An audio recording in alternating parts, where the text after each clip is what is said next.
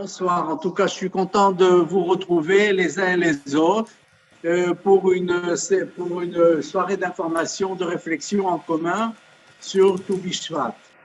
Alors, vous savez tous quelle est la dimension de Tou B'Shvat. Si je demande à toute personne, elle me répondra, eh bien, c'est la fête des fruits, le nouvel an, Rosh Hashanah Laïlanot, le nouvel an des arbres. C'est l'occasion de planter des arbres, c'est l'occasion aussi de manger les 7 fruits d'Israël et de voir ainsi, d'accomplir les mitzvot de Orla et de Maaser. Alors, ceci est une définition tout à fait exacte, mais il s'avère que depuis le 19e siècle, avec une autre dimension de la fête de Tou B'Shvat est apparue. Et c'est la raison pour laquelle nous nous retrouvons ce soir. Par l'influence du sionisme religieux, des nouveaux haloutsim, en fait, venus des 4 coins du monde, ils ont été animés par, tout simplement, par l'idéal messianique. Et cette première alia dont je parle maintenant, cette première alia s'est fixée comme objectif de repeupler la terre d'Israël. Alors, ce repeuplement, c'est bien évidemment, il faut penser à accueillir ces populations et créer de nouveaux ishuvim. Mais aussi, il faut leur donner à manger. Donc, il faut créer des colonies d'implantation, des colonies agricoles. Et lorsque l'on a tout ce système, qu'on a cette idée en tête, eh bien, on comprend qu'on est en train de développer la notion du Mashiach, du Messie, au fur et à mesure de notre histoire.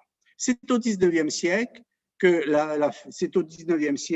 eh bien, que cette nouvelle dimension de Tou B'Shvat apparaît, et c'est la raison pour laquelle ce soir, nous allons essayer d'y voir un peu plus clair avec nos invités. Alors, lorsque je parle de sionisme religieux, il y a eu ces leaders incontestés qui étaient le Rav Tzvi Hirsch Kalischer, qui a écrit un ouvrage fondamental. Et il disait une chose incroyable, il disait la chose suivante: la Géoula viendra par le fait des hommes. Et lorsque les hommes se seront décidés à agir, alors Akadosh Baruch Hu, lui, viendra bénir cette dimension de l'homme, cette propension de l'homme de s'engager dans l'histoire. Ça pour le Rav Hirsch Kalischer. Mais aussi, il y avait le Rav, je ne sais pas s'il était Rav, Léon Pinsker, dans son livre L'auto-émancipation, a donné aussi cette même dimension de renouveau du peuple d'Israël sur sa terre. C'est en 1882, et nous verrons tout à l'heure, en 1882, eh bien, que le mouvement Bilou va envoyer ses premières alias, c'est ce que l'on appelle la première alia, et donner l'impulsion du renouveau sur la terre d'Israël. Alors, dans le même ordre d'idées, dans le même temps, on a des philanthropes que vous connaissez tous, qui sont Moïse Montefiore, qui sont Charles Netter, Edmond Rothschild, qui vont aider ce développement. Et donc, ceci est déjà pour moi un premier sujet qui, par l'intermédiaire de l'ambassadeur d'Israël en Ukraine, eh bien, il va nous faire un topo sur cette idée-là dans quelques instants. Mais parallèlement, il y a ce développement aussi, cet attachement de la terre d'Israël de par tous les coins de la terre. Et pour prendre l'exemple des Juifs d'Algérie, eh bien, à ce moment-là, il faut savoir, déjà depuis plusieurs siècles, Israël avait l'habitude d'envoyer des shlichim, des personnes qui venaient, Talmidei Chachamim, qui venaient renforcer les communautés juives en Algérie. Eh bien, de même, il y a eu un phénomène inverse. Les Juifs d'Algérie sont montés en Israël. Et à ce moment-là, eh bien, il y a eu 2 personnalités vraiment sortantes du commun, qui sont le Rav Abo et le Rav Shlouch. Alors, rien que pour l'idée, pour votre information, le Rav Abo a été non seulement rabbin, et d'une autorité tout à fait reconnue, mais aussi homme d'affaires et aussi consul de France. Donc, ça veut dire qu'à un moment donné, nous sommes au 19e siècle, la deuxième partie du 19e siècle, il va influencer de manière tout à fait importante toutes les implantations, les créations, et il est lui-même à l'origine d'un certain nombre de créations de Yishuvi. Et le Rav Shlouch est de même, la même manière, a créé cette dynastie de rabbanim hommes d'affaires, et ces personnes-là vont aussi aider à la création de Tel Aviv. Et c'est là le deuxième sujet qui sera traité par le docteur Yosef Sherbit, que nous entendrons aussi dans un second temps. Et puis alors le troisième élément, bien évidemment, la transformation de ce sionisme religieux, de sionisme de la première alia, avec l'apparition de la deuxième alia, ça sera le congrès sioniste mondial qui aura lieu la première fois en 1897. Et en 1901, il décide, le congrès sioniste, la création eh bien, la création du Keren Kayemet l'Israël. C'est officiellement l'agence juive se dote d'un organe qui va être chargé de construire de nouveaux yeshuvim, de construire une nouvelle colonie agricole, et ainsi de suite jusqu'à nos jours. Et donc, c'est une étape fondamentale, puisque nous passons d'un côté, je dirais peut-être artisanal, à un côté plus organisé, presque sous forme d'État, à partir de 1901 avec le Congrès sioniste. Alors, pour comprendre ce que c'est le KKL aujourd'hui, je reprendrai un seul mot de Moshe Charette, qui a été directeur du département de l'agence juive et qui a écrit dans ses mémoires la chose suivante. Les frontières de notre pays n'ont pas été établies en fonction de nos revendications historiques, mais d'après les points de peuplement qui étaient en notre possession. Et donc, si vous avez bien saisi, en fait, implanter à chaque fois un nouveau yishuv nous permettait de définir, et pour les prochains débats, les prochaines négociations avec les autres pays qui nous entourent, c'était l'occasion, la possibilité de dire, nous avons déjà une implantation, donc ceci nous appartient.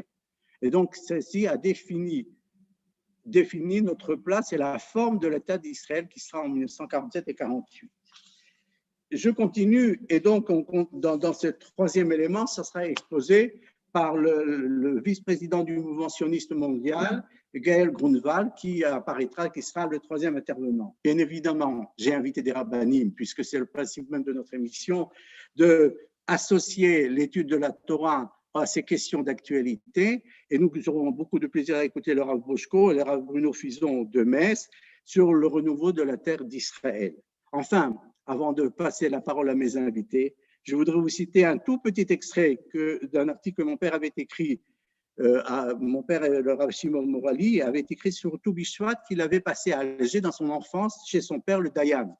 Et alors, il disait la chose suivante, je cite, « J'ai pour ma part un souvenir de jeunesse agréable et tenace. Le matin de Tou Bishvat avec mes frères, j'ai accompagné mon père à qui s'étaient joints les pieux de notre quartier pour faire une sorte de pèlerinage dans notre vaste jardin.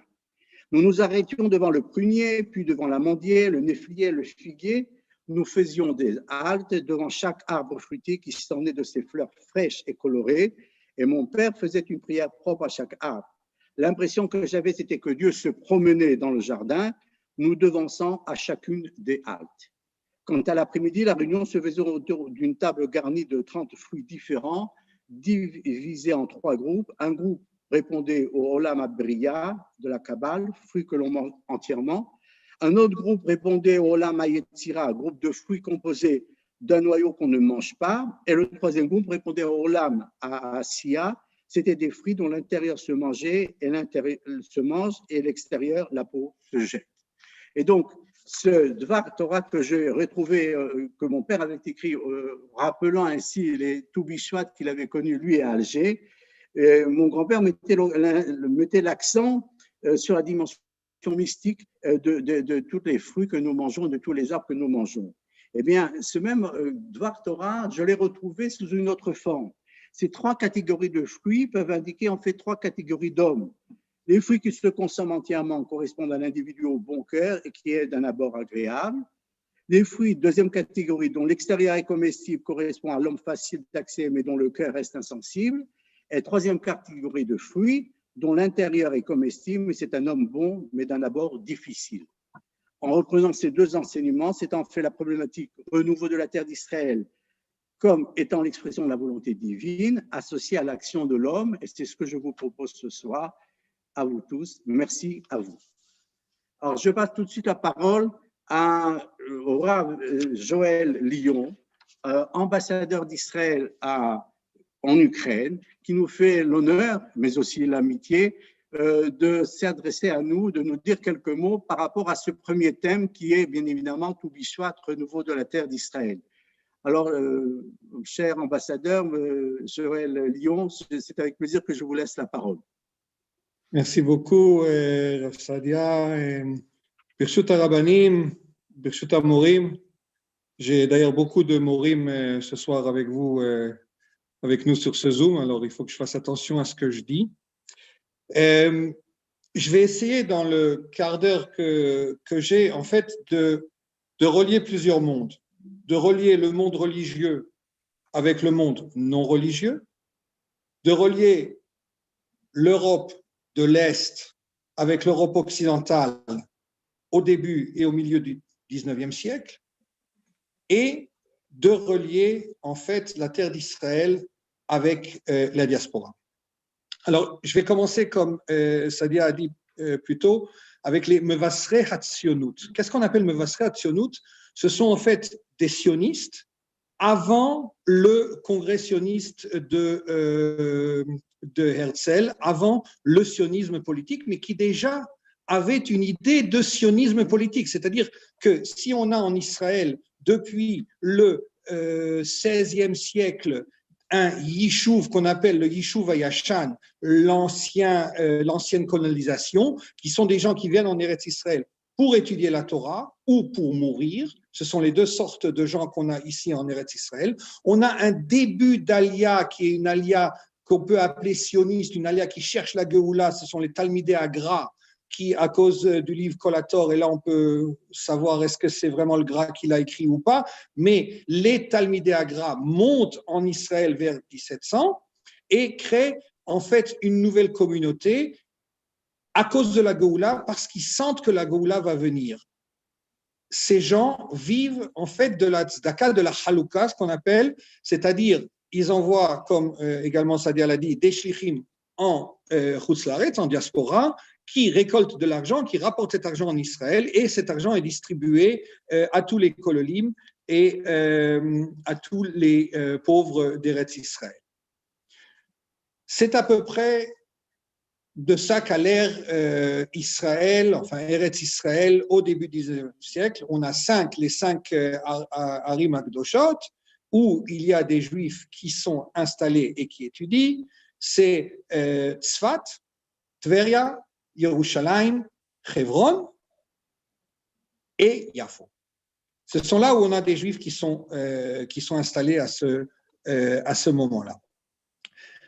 Vers le milieu du XIXe siècle, je dirais peut-être dans le bon des réveils nationalistes d'Europe centrale, on a aussi un réveil nationaliste juif.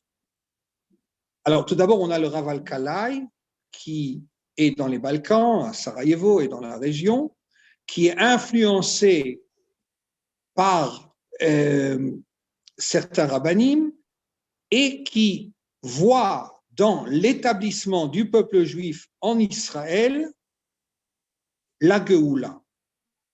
Et il commence à œuvrer pour que les Juifs montent en Israël.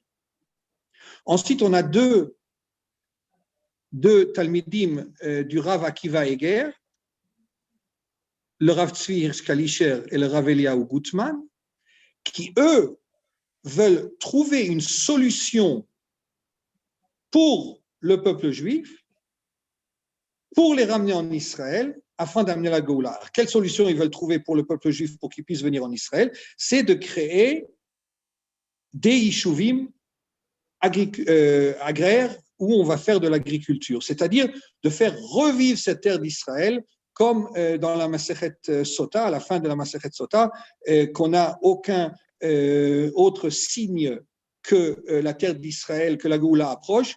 Le seul signe qu'on a, c'est que les collines d'Israël refleurissent.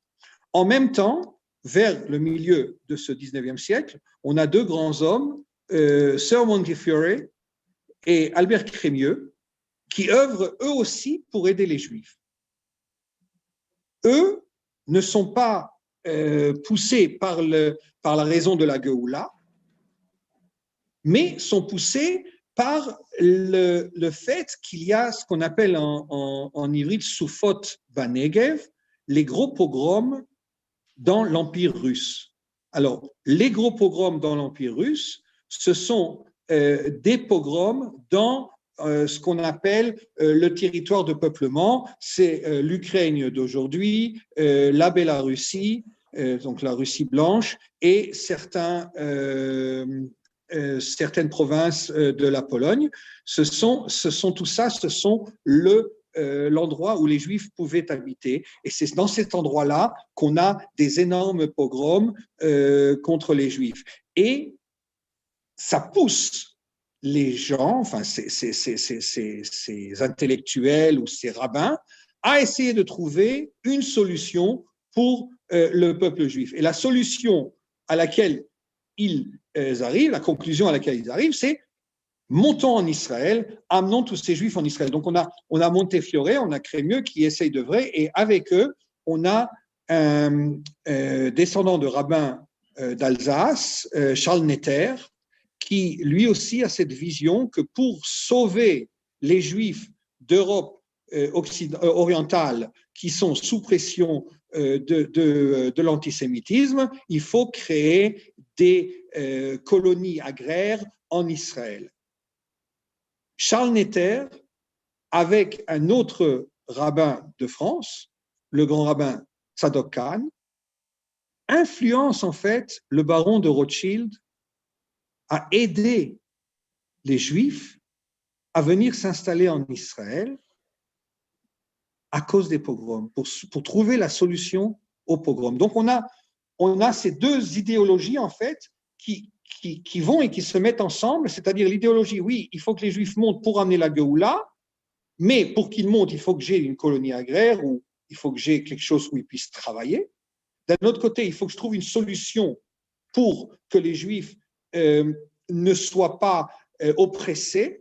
Donc, il faut qu'ils viennent en Israël, il faut qu'ils aient du travail, il faut que je crée des colonies agraires. Donc, les deux courants coïncident et c'est pour ça que, par exemple, Yechiel Michal Pines, qui est un rave, le Rav Pines, qui est un rave, il va aider les Bilouim qui sont l'Aliyah Rishona, comme Sadia l'a dit au début, l'Aliyah Rishona en 1882 va les aider, bien que eux sont complètement laïcs. Ils ont rejeté en fait la Torah, et dans cette laïcité, il va les aider parce qu'il voit qu'ensemble, on va pouvoir amener cette Géoula. Je relis tout ça, donc je relis toute cette Europe orientale avec ici l'Ukraine, puisque quand même je suis représentant en Ukraine. Donc on a à Kremenchuk et à Kharkov des groupes qui commencent à réfléchir et veulent créer quelque chose en Israël, et ils envoient un chassid Chabad, qui n'est plus tellement chassid Chabad au moment où il part en Israël, qui s'appelle Zalman David Levontin, qui part en Israël et qui va rencontrer le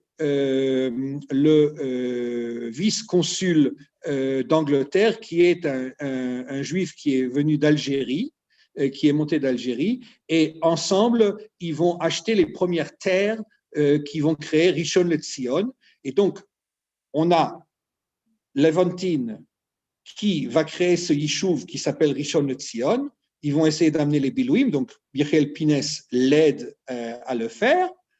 Charles Netter, avec le baron de Rothschild, vont aider aussi les gens à venir à Rishon LeZion. Donc, on a tous les courants, en fait, qui commencent à créer le premier yishuv sioniste, si on veut, qui est Rishon LeZion,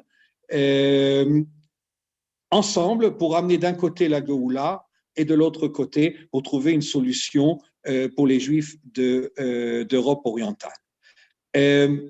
Bon, il y a des hauts, il y a des bas, on va pas commencer à rentrer maintenant dans tous les détails parce qu'on n'a pas le temps, mais ce qu'il faut qu'on se rappelle, qu'on a donc des racines religieuses dans le mouvement sioniste de la première Aliyah.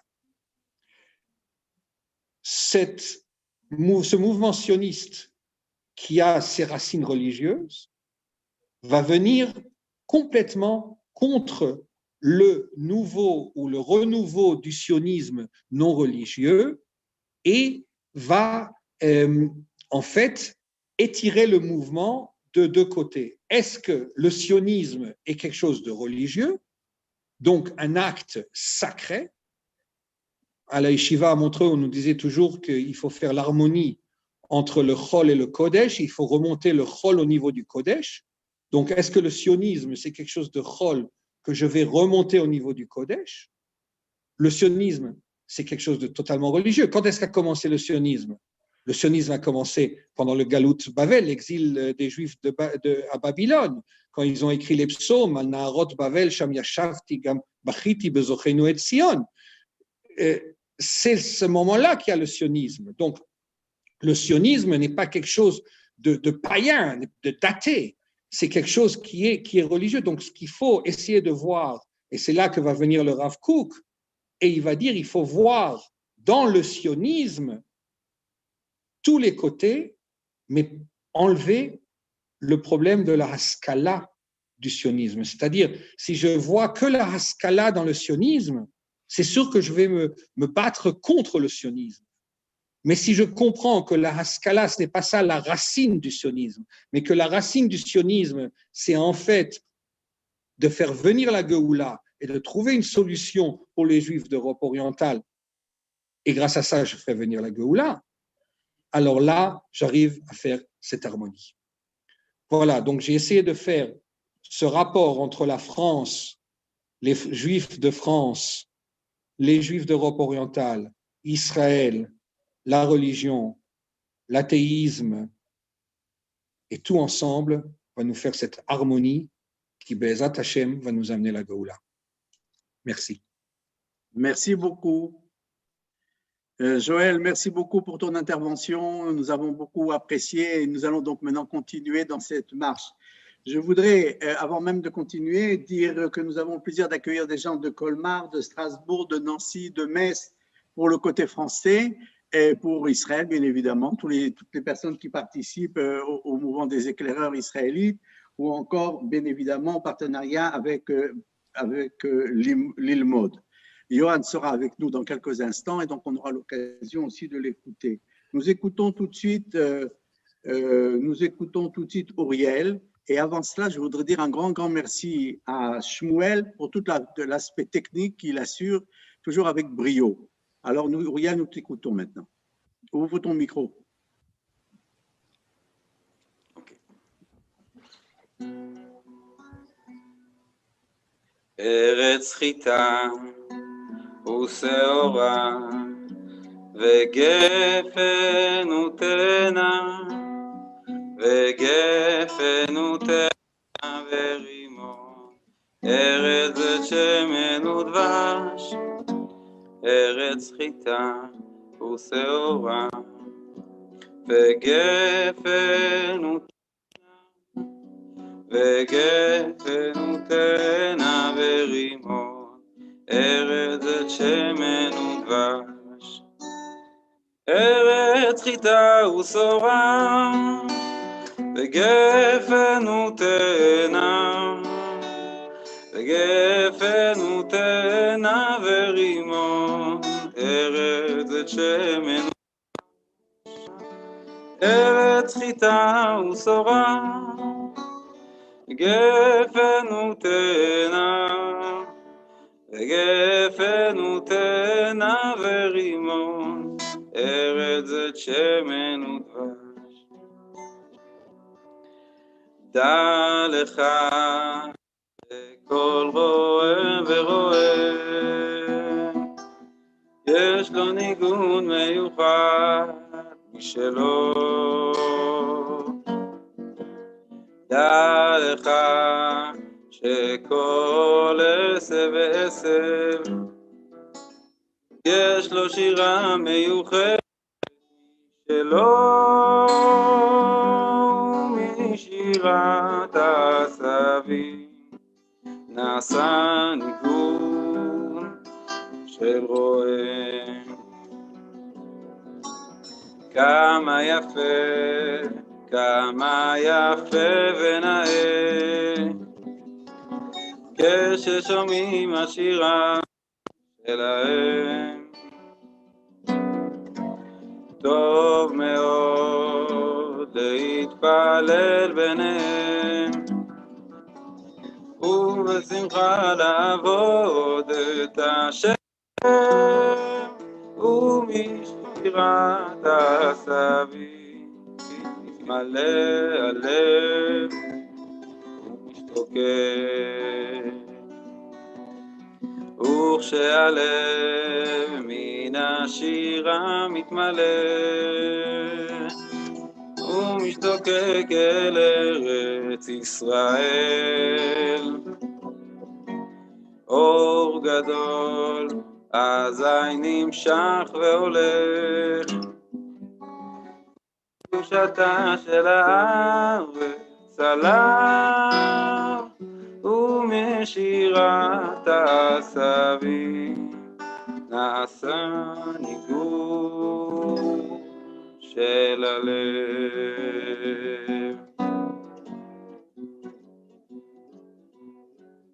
פה בארץ חמדות תתגשמנה כל התקוות, פה נחיה ופה ניצור, חי יזוהר חי ידרוך, פה תשין השורה, פה תפרח גם שפת התורה.